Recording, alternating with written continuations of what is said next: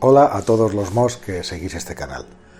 Hoy vamos a hacer un viaje alucinante, así que abrocharos bien los cinturones, porque en este viaje vamos a ir incluso fuera de nuestro universo. Vamos a salirnos del universo y vamos a intentar plantearnos la posibilidad de que existan fuera de nuestro universo otros universos. Los han llamado universos paralelos, universos burbuja.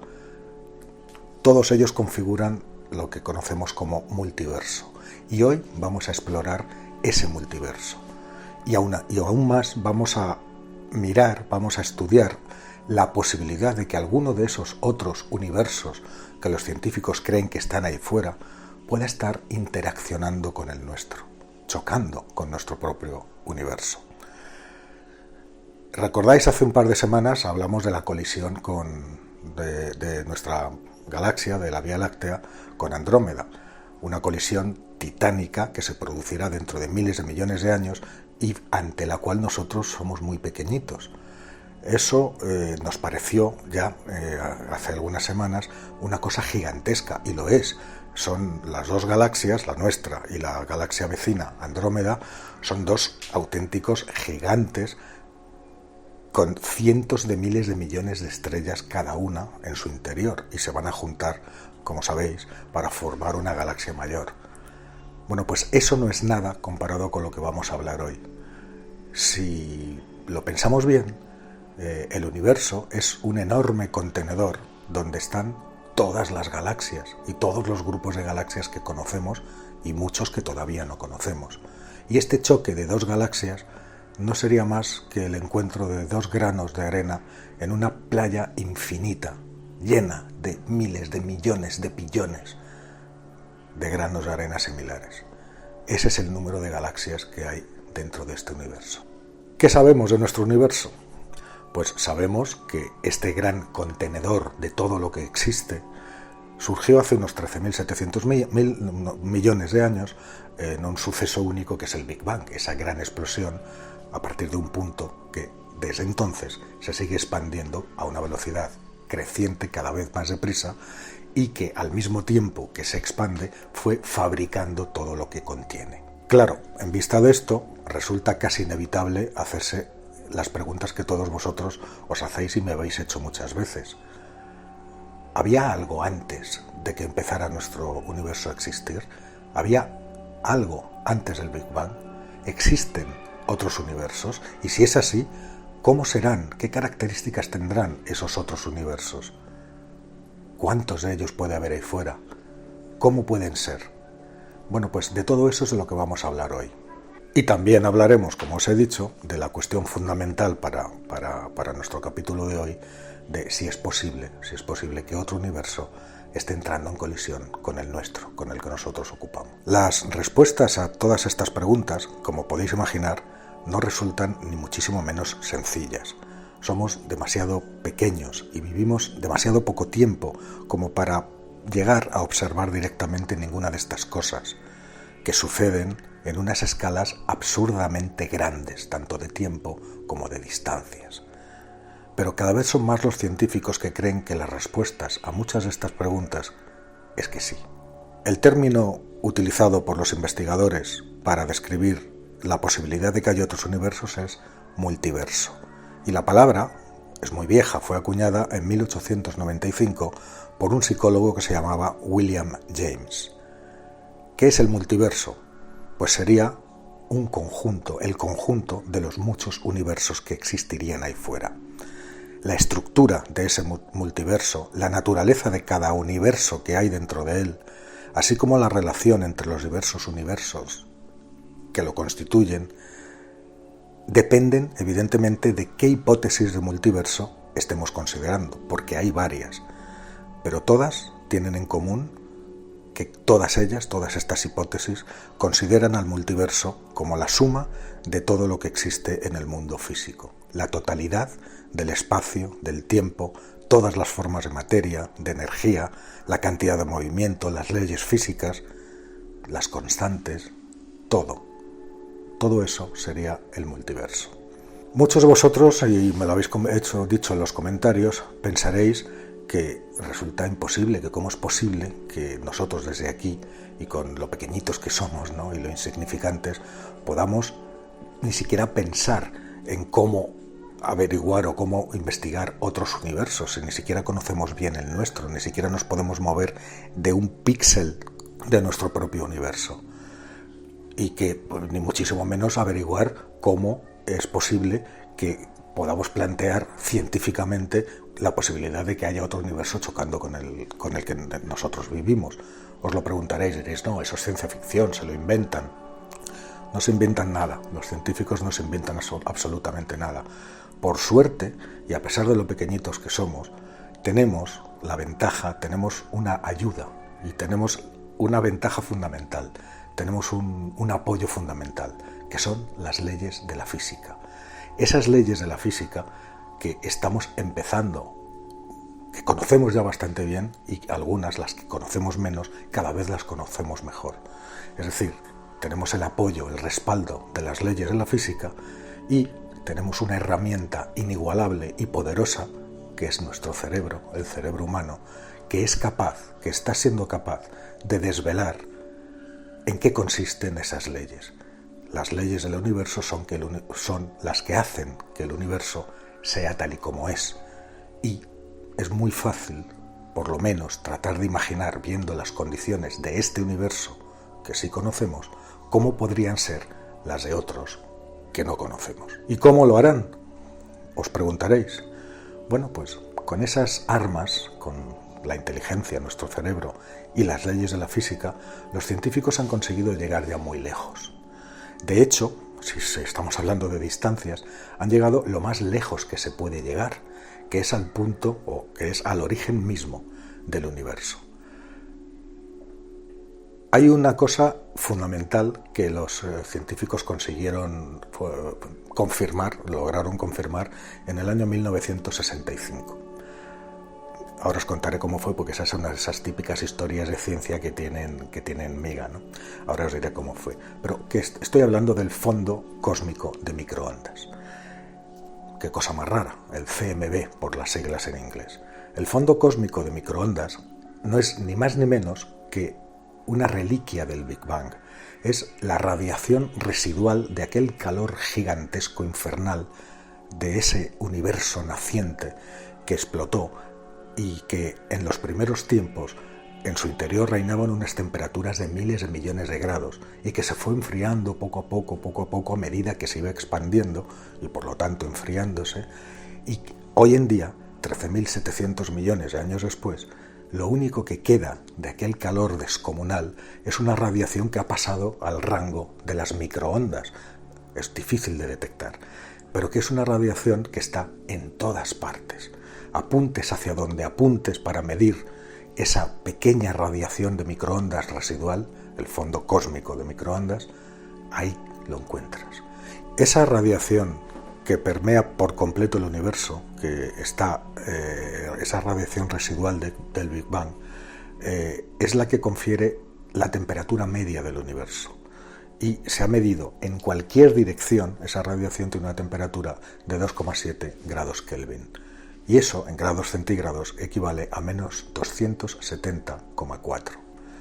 Es decir, muy poquito por encima del cero absoluto, que es de menos 273 grados centígrados. Si la temperatura del universo baja hasta los menos 273 grados centígrados, a esa temperatura se congelan los átomos, cesa la actividad atómica, cesa cualquier otra actividad y todo. Sin calor, sin energía, ni de dónde sacarla ya, el universo se convertirá en un lugar frío y muerto. Bien, pues ese rescoldo de calor, con ese rescoldo de calor, los científicos han conseguido hacer mapas de radiación del universo. Y de dónde viene, como viene de dónde viene del Big Bang, resulta que rastreando esa señal han llegado hasta lo más lejos que es posible llegar, que es justo unos 380.000 años después del mismo Big Bang. ¿Por qué? Cuando el Big Bang explotó, lo que había al principio era un plasma ardiente que, como os he dicho, estaba a miles de millones de grados de temperatura. Eso empezó a expandirse y hubo un momento que duró unas fracciones de segundo en que esa expansión se disparó en un proceso de inflación durante el que el universo multiplicó miles de veces su tamaño en apenas una fracción de segundo. Después, según las teorías vigentes, ese momento de inflación desbocada se frenó y empezó una expansión mucho más lineal, mucho más tranquila, que sigue hasta el día de hoy. Bueno, hasta que pasaron 380.000 años, la radiación, la temperatura que había general en el universo era tan alta que no permitía ni siquiera que los fotones, que son los que transportan la luz, cuando vemos la luz vemos fotones, salieran de esa nube. Y eso fue así hasta que, al llegar a ese hito de los 380.000 años, la luz pudo atravesar por fin y empezar a viajar, a viajar por el espacio, ¿no? Esa luz original, la primera que podemos ver, porque como os he explicado antes era imposible que hubiera, es la que se capta en el CMB, en el fondo cósmico de microondas. Luz es equivalente a radiación, ¿vale? Entonces hemos dicho que es una radiación de microondas, pero también es una forma de luz. La luz visible y las otras luces, todas las luces que podemos ver de esa época, los tipos en las distintas longitudes de onda, salieron a partir de ese momento. Y lo más lejos que podemos ver, por lo tanto, es eso. Más allá no podemos ver. ¿No podremos ver nunca? No. Con las tecnologías actuales no. Hay otro método que pronto nos permitirá ver, que son las ondas gravitacionales, de las que os he hablado en otros capítulos de materia oscura. Las ondas gravitacionales son esas ondulaciones en el propio espacio-tiempo que se producen cuando hay fenómenos violentos como la colisión de dos agujeros negros en el universo y que son como un martillazo en una superficie que reverbera y transmite esas ondas. Bueno, esas ondas que fueron captadas por primera vez, las primeras ondas gravitacionales en el año 2017, y eran de dos agujeros negros en colisión, transportan muchísima información, una información diferente a la que lleva grabada la luz en cualquiera de sus manifestaciones y en cualquiera de sus longitudes de onda. Es como si a la humanidad le hubiera salido otro sentido. Imaginaros, nosotros vemos luz, la que vemos con los ojos y la que vemos con instrumentos en distintas longitudes de onda, microondas, radios gamma, radios X, ultravioleta, infrarrojo, vemos luz, es todo radiación electromagnética, y ahora, aparte de ver toda esa luz, es como si a una persona ciega o a una persona sorda y que solamente se guiaba por los ojos, de repente se levanta una mañana y puede oír. Entonces la información que tiene de su entorno, de su universo, aumenta exponencialmente. Esas son las ondas gravitacionales para nosotros. Bueno, pues se espera que pronto los detectores de ondas gravitacionales, que ya han captado muchas ondas procedentes de colisiones, ya os digo, de agujeros negros, de estrellas de neutrones, sean capaces también de captar las ondas gravitacionales que se produjeron durante la explosión original, las originales, las primeras, las del Big Bang. Entonces, nuestro conocimiento, que ahora mismo no podemos tener ninguna información desde 380.000 años después, podremos llegar hasta unos milisegundos del Big Bang. Podremos llegar a alcanzar hasta allí, hasta el propio momento del Big Bang. Ese momento no ha llegado todavía y nos tenemos que conformar con lo que sabemos a partir de 380.000 años después. ¿Y por qué os cuento todo esto?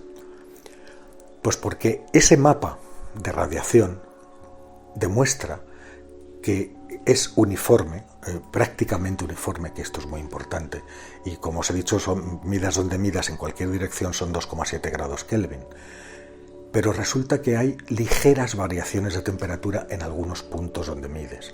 Es decir, no es uniforme del todo, son variaciones pequeñas, de una en muchos miles de veces, pero suficientes, ¿no?